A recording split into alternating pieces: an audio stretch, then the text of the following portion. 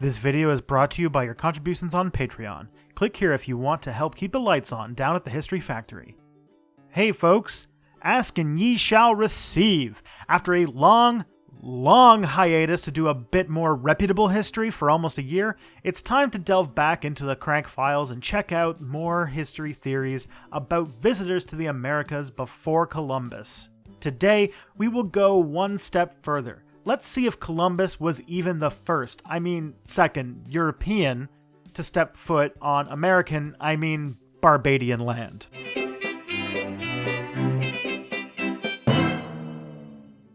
So let's start by going back, way back, to the Solutrean people.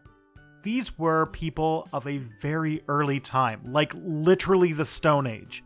They lived in France between 22 and 17,000 years ago.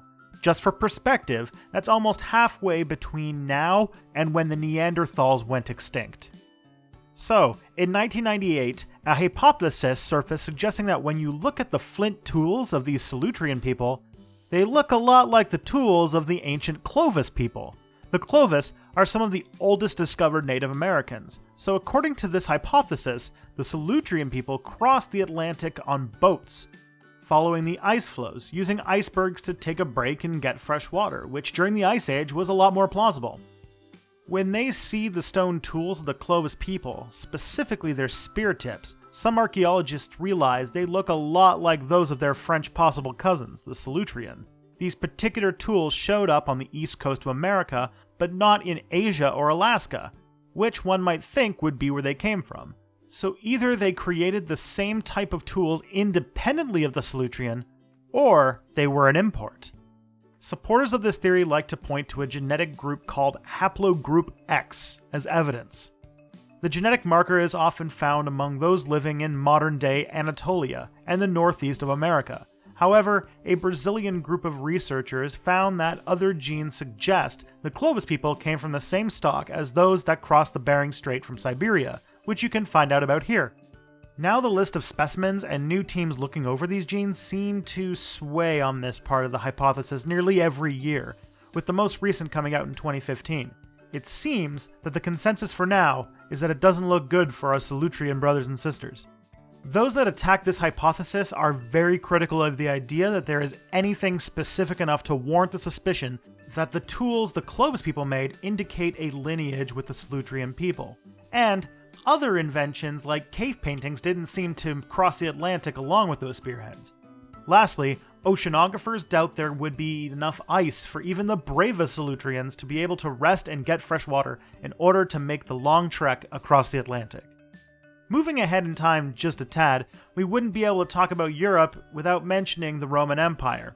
It seems that any ancient empire needs to have a myth or two about how they too beat Columbus. Poor guy, he's just feeling so defeated right now. So let's head to Brazil to a location called the Bay of Jars. The bay has clay pots that some would say look like Roman amphorae. The problem with this theory is that they also look similar to 15th or 16th century Spanish jars for olive oil. Damn you, Occam's razor! Further north in Mexico, there was a terracotta head discovered in 1933 near the capital. The head may appear to have African features and even a beard to boot. People were really optimistic about this one. A Roman expert said it was consistent with a legit Roman statue, but there were some doubts because it was found near post-Columbian artifacts, but it could still be something. Then the discoverer of the head mentioned in a class one day that someone planted it as a joke.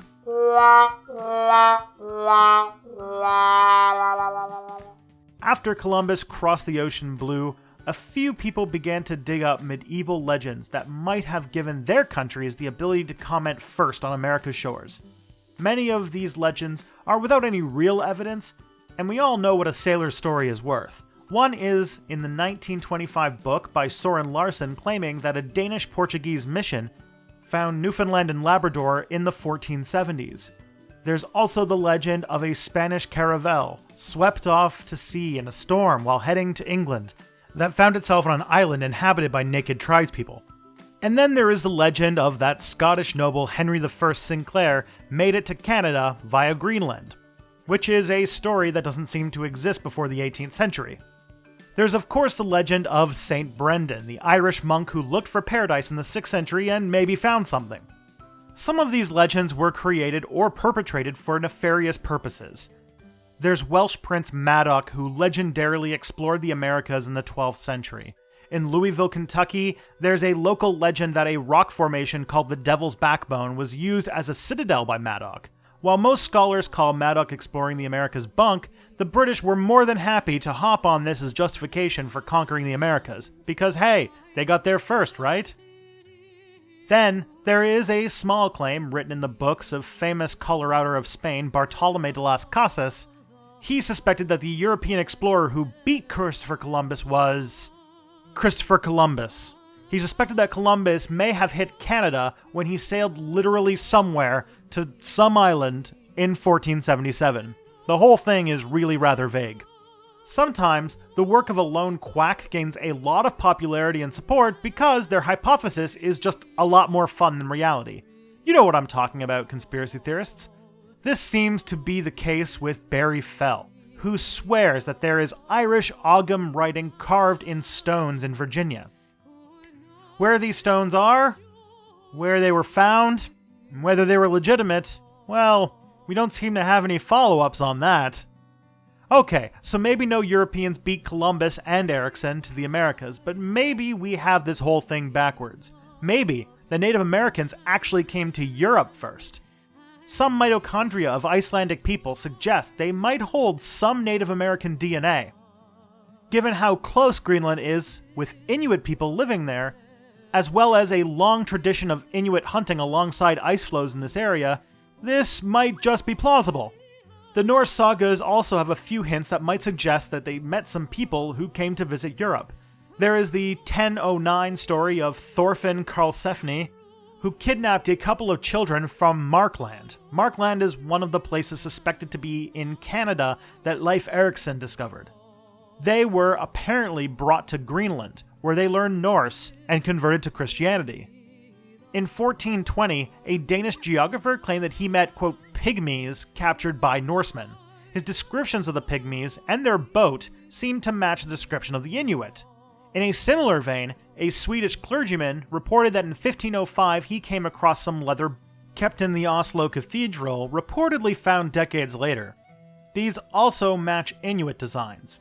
The Norse also had quite a habit of capturing slaves from Ireland and Scotland, and it is quite likely that if they were running into the Inuit, that they would occasionally bring a few home with them over the centuries. Columbus's son Ferdinand wrote a biography of his father, and in it he wrote that Columbus found two strange bodies that washed ashore in Ireland that have descriptions that might match Inuit that got lost. Why does this have so much weight? Well, there's the post-1492 evidence that the Inuit came to visit Europe either on their own or as captives. The Greenland Inuit legends speak of a place called Akalinik, a rich land across the ocean. And in the case of Greenland, Europe is pretty dang close. On that note, it seems like it would have been possible that Alaska and Kamchatka might have had a contact via the Aleutian Islands. If Sarah Palin can see it from her house, it seems likely, though there is no evidence of it at this time. Okay, I think it's time we close the book on these stories for at least a little while, but not for almost a year. Next time, we're going to look at Semitic and Arabic claims of beating Columbus, which will involve the fun and strange world of Mormon archaeology. If I missed any contact theories from Europe to America, be sure to fill me in on them down below, or go down and check to see if some of my awesome viewers found a juicy one I missed. This episode is dedicated to my Patreon patron and old college buddy, Robbie. Thanks, Robbie. To MWP. If you would like to help the channel, consider making a small recurring donation to Step Back on Patreon. If you still want to help, but can't or don't want to do so financially, share it with someone, like the video, and to catch the next part, subscribe to Step Back. And use the term politically correct to stand for when they disagreed with the party line. I'll let American educator Herbert Cole describe his own experience. The term